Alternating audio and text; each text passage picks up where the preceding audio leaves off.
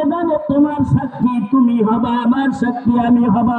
অতএব এই ময়দান থেকে এমন ভাবে তওবা করি আমরা যাই, আল্লাহ যেন আমাদেরকে তওবাকারীদের ভিতরে শামিল করে দেয়।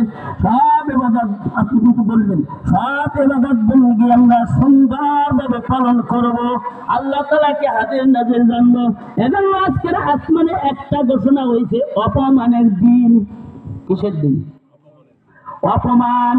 এনার রাগেন না, আমারে যদি আজকে আমার দিয়েই বলে কান ধরে আপনারা সবাই মিল্লা প্রত্যেকে এক একটা কান ধরে টান দেন, দিয়া মাথার চুল গাছি কামাইয়া আলকাত্রা রং দিয়া যদি ভান্ডার বাজারে বান্ধা অবস্থায় সব দুয়ারে দুয়ারে ঘুরান, আর যদি আমি বলি আমি এই অন্যায় করছি, এই অপরাধ করছি, এই জন্য আমার এই সাজা, এর চাইতে অপমান আজকের এই সেরাগুলো ওদেরাই নাই, হাজার হাজার লক্ষ গুণে ওদের অপমান। আর দেখছেন কেমন মুসলমান, সারা রাত্রে ছিল আজকের ইবাদত। কি ছিল বলেন? সারা রাত্র ছিল ইবাদত। এর মেয়া যে পায় খালাস সে কিন্তু কান্দে। এ যেই কেসের তদবির নাই ওই কেসের খালাস নাই। না মিথ্যা কইলাম? আপনি কেসে বাঁধবেন, আপনি বাড়ি বইয়ে বইয়ে তসবিহ টেপলে হবে নাকি? নাই এই অ্যাডভোকেট ধরবেন, ওকিল ধরবেন, মুক্তার ধরবেন, টাকা পয়সা দিবেন, এরপরে কাঠদারে খারাবার সময় আপনার ঠ্যাং হাতে কাঁপতে শুরু হয়। আপনি খুনি আসামি, কি আসামি? আপনার কি হইয়া যায়, জামিন দিতে পারে, নাও দেওয়ার সম্ভাবনা বেশি। এই দুনিয়া যদি থাকেন তবে আবার আপিল করা যায়, তাই না? আখেরাতে যদি একবার ঠগিয়া বসি বাবা, আপিল করার আর কোনো কোড নাই, আল্লাহর কোড ছাড়া কোনো কোড আছে? এজন্য আমরা সবাই তওবা চিন্তা করি, গুনাহগার ছাড়া কোনো মানুষ নাই। যারা রোজা না রাখছি, একটা রোজায় 60টা রইতে হইবে, কয়টা? আর ওই একটা যে ভাঙছে ওটাও আবার রইতে হইবে। এই জন্য এক রোজায় একটা না 61 রোজা। কয় রোজা? 59টা রয়েছে। 59টার পর যদি দেখেন যে আপনার একটা কম হয়েছে, আবার 59 আর 60টা আবার রওয়া লাগবে, ওরা গেছে ফাও। রোজার ফজিলত।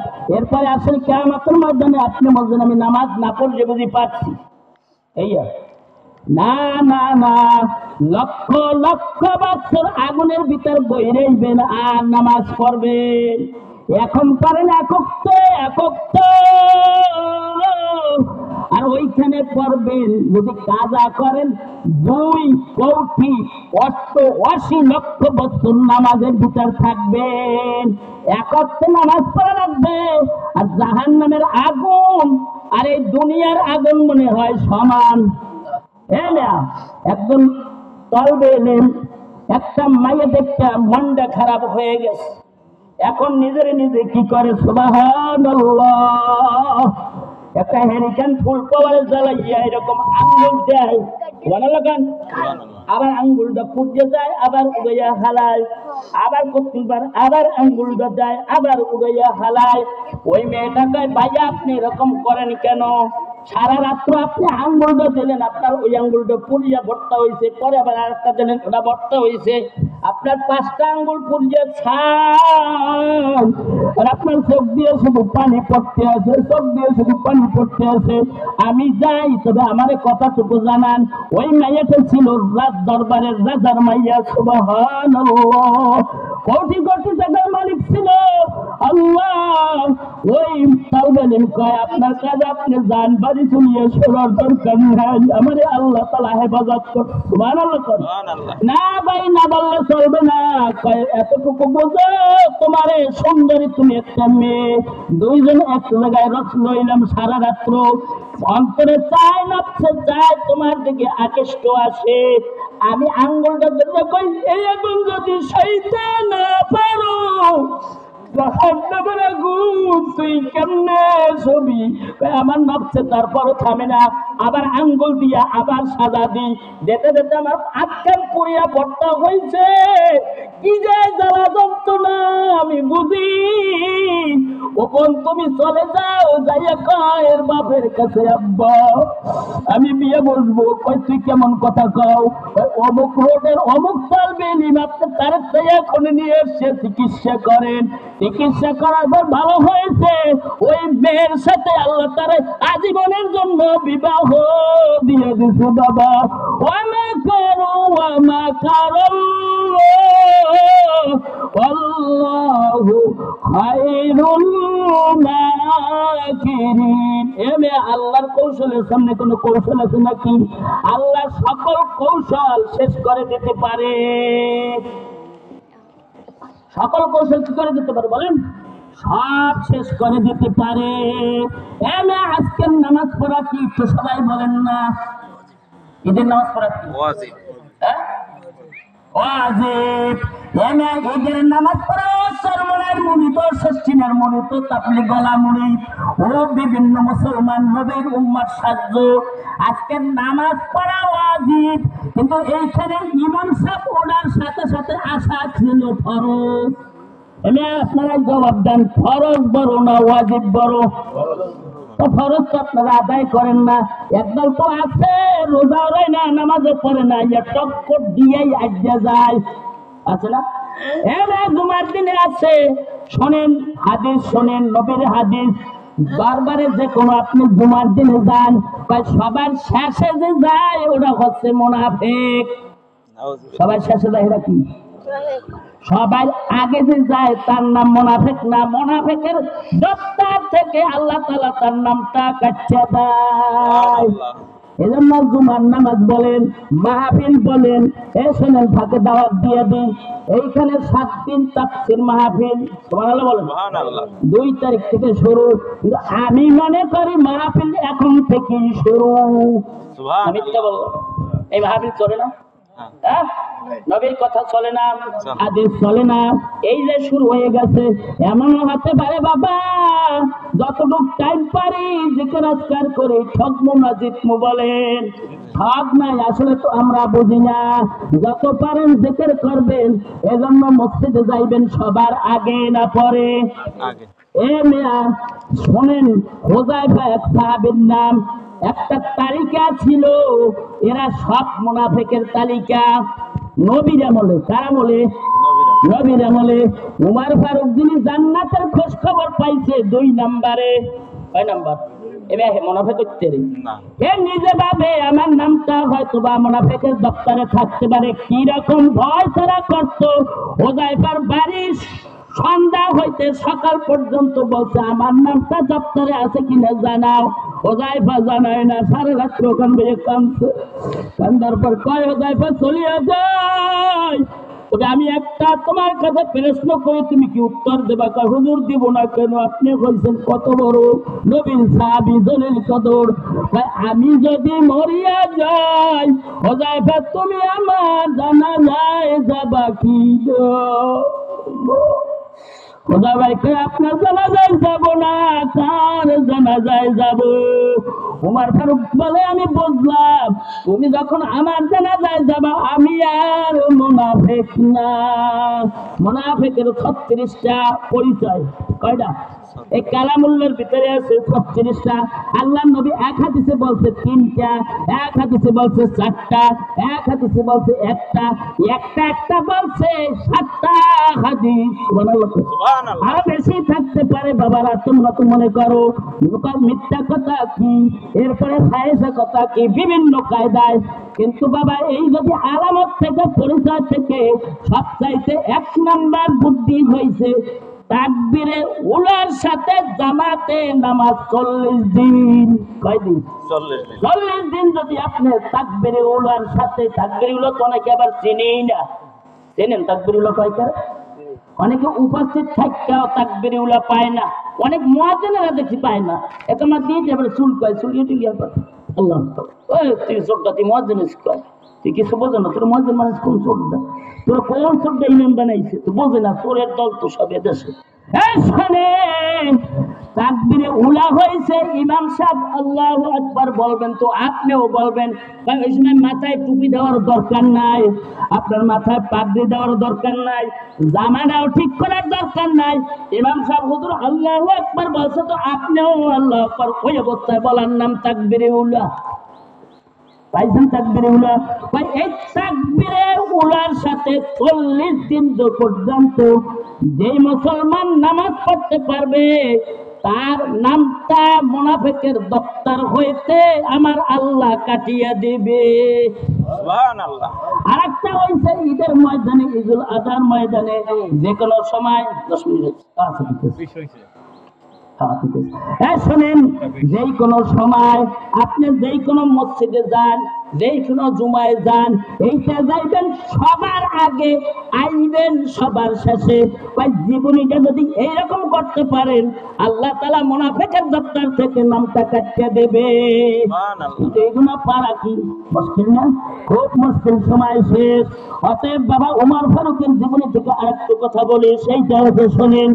এদের দিন উমর ফারুক একটা গাছতলায়, তখন কিন্তু নিজে এই অর্ধ পৃথিবীর খলিফা, এই বাংলাদেশে অর্ধ পৃথিবীর খলিফা, এদের দিন সন্ধ্যা থেকে কান্না শুরু হয়েছে। এশার নামাজ পড়ছে, আবার ওই গাছতলায় যাইয়া কান্দে।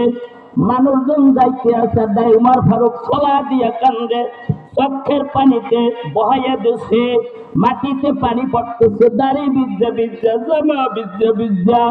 একজনে সাহস করে কে আমিরুল মুমিনিন, আপনি আজকের ঈদের দিন হয়েছে, খুশির দিন, আপনি এত কান্দেন?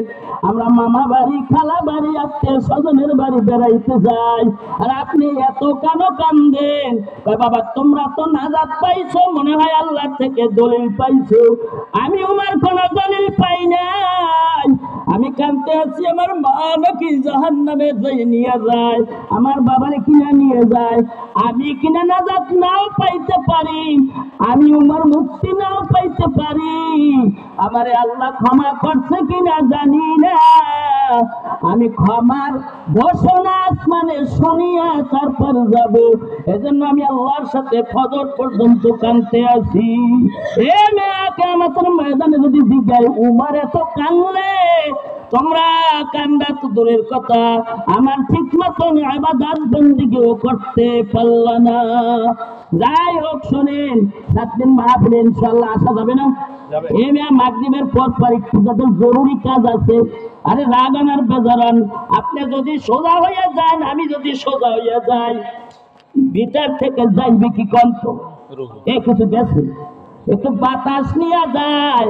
সোজা এমন সোজা হয়েছি, আজীবন রয়েছি বেকার, আজ হয়ে গেছি কি কন্ত? এবার কাজ করবে না, কাজ করবে না। মনে করিয়া মারার আগে মরো। অতএব 7 দিন আমি দাওয়াত দিলাম আল্লাহর রাস্তে, আল্লাহর রাস্তে মাগরিবের নামাজ জামাতের সাথে আদায় করিয়া জিকির হবে। যত তাফসীর শোনেন, যত বয়ান শোনেন, যা কিছু শোনেন, সবচাইতে মূল্যবান হয়েছে কুলু লা ইলাহা ইল্লাল্লাহ। ভাই এর চাইতে দামি জিনিস পৃথিবীতে আর কিছু নাই। সুবহানাল্লাহ। সবচাইতে দামি কি বলেন? নামাজ বলেন, রোজা বলেন, হজ বলেন, যাকাত বলেন, পর্দা বলেন, যা কিছু বলেন, লা ইলাহা ইল্লাল্লাহ। বাবা আদম হইতে নবী মুহাম্মদুর রাসূলুল্লাহ পর্যন্ত সবাই বলে, সবাই বলেন না লা ইলাহা ইল্লাল্লাহ, লা ইলাহা ইল্লাল্লাহ। দেখতে দেবেন না? আল্লাহ খতম করেছে, সেল দেন লা ইলাহা ইল্লাল্লাহু মুহাম্মাদুর রাসূলুল্লাহ। এমে গৌরব না অহংকার না। এইখানে যে মাহফিলে যে সমস্ত আলেম এই যারা পড়ছেন, বিজ্ঞ জ্ঞানী, তারা বোঝেন। এটা সামনে যারা আছেন পড়ছেন না পোস্টার।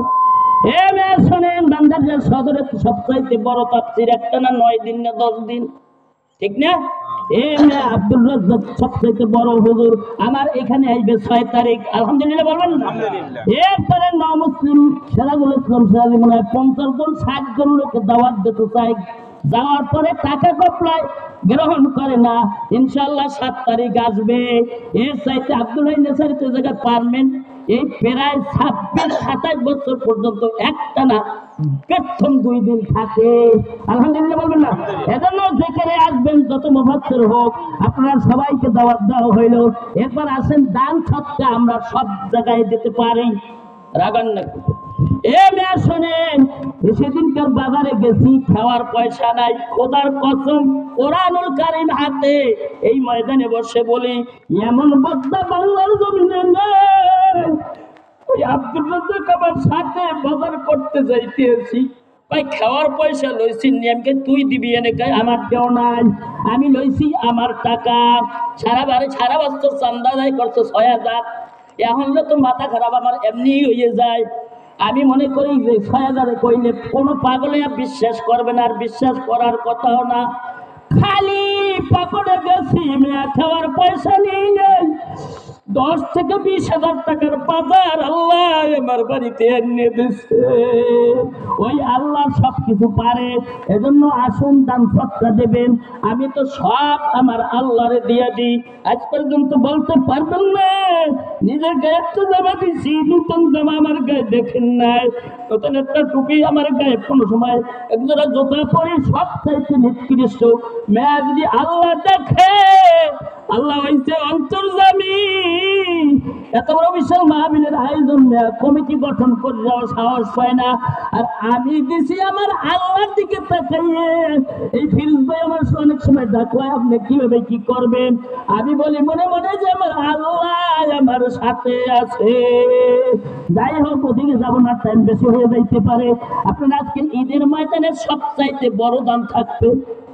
এই দিকে তো বেতাল বাঁধছেন, 1000 টাকা কয় ভাই দেবেন, একটু হাতটা জাগান, এদিকে টাকাটা দেন। আমি হচ্ছি মজলুম, যে দোয়া করবো আল্লাহ কবুল করবে। আছে কোনো ভাই? তাড়াতাড়ি আসেন না, 1000 টাকা নিয়ে আসেন। 1000 টাকা তো টাকার ভিতরে এই না, 500 টাকা নিয়ে আসেন। কই এমনি আর টাকা নিয়ে আসেন না কেন? ঈদের ময়দানে টাকা আসবেন 2টা কারণে আল্লাহ জান্নাত দেবে। কয়টা কারণে? কয়টা কারণে? কথা কয় না।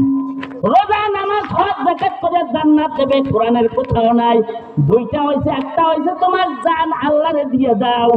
সুবহানাল্লাহ কয়। সুবহানাল্লাহ। 2টা বিষয় কি? একটা হইছে কি? জান দিয়ে দিতে হইবে। এই যে কষ্ট করতেছি, এইটার নাম জান দেওয়া। এটার নাম কি? এমনি খেদমতের কোনো লোক নাই। ফিরোজ ভাই মাঝে মাঝে হাতে দেখছে, এই জান দেওয়া। আর একটা হয়েছে মাল। 2টার বিনিময়ে আমার আল্লাহ জান্নাত দিবে। আমরা জানও দিতে জানি না, জান দেশে সাহাবীরা। আর মাল তো দিতে পারি না, কইবেন না আমার দিন নাই। এমনি বিয়াই কেমন তারা 1000 লক্ষ টাকা খরচ করো, এত কিছু ভর্তি করো, এটা কেমনে করো? যাই হোক, ওই দিকে যাবো না। যে যা দেবেন দেন, তাড়াতাড়ি দেন, নামাজ পড়ো। 500 টাকা 1000 টাকা লেখাইতে পারেন যে হুজুর এখন পারলাম না। আমি তো এরকম। শোনেন, যে যা পারেন দেন।